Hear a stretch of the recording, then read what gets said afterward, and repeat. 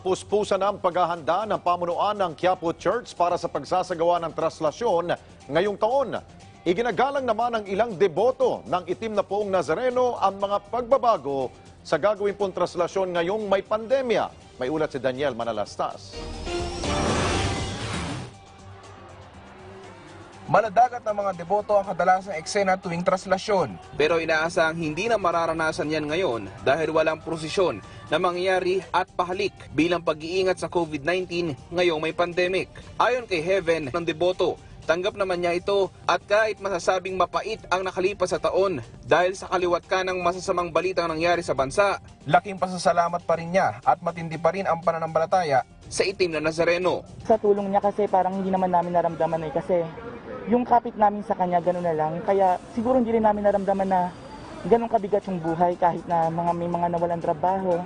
May mga instrumento siya na ibinibigay na para iparamdam niya sa amin. Ayon sa pamunuan ng Quiapo Church, nakikipag-ugnayan na sila sa Manila Police District at lokal na pamahalaan ng barangay para maipatupad ng maayos ang social distancing, lalo na sa posibleng pagdagsa ng mga deboto sa January 9. Ang ginawa raw nila ngayon ay ang imahe ng Itim na Nazareno ang dinala sa mga deboto nito sa pamamagitan ng paglibot ito sa iba't ibang bahagi ng bansa. Hinikayat din nila ang mga simbahan na magsagawa ng misa sa January 9 para rin makaiwas sa pagdagsa ng mga deboto sa Quiapo.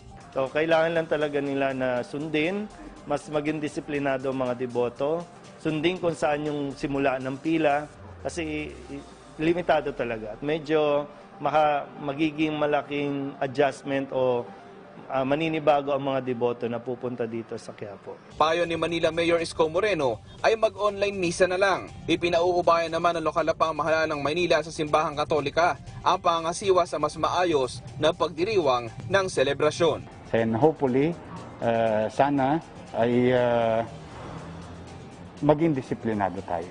And we can still continue to talk to Jesus, to God, solemnly in our respective places. Daniel Manalastas para sa Bayan.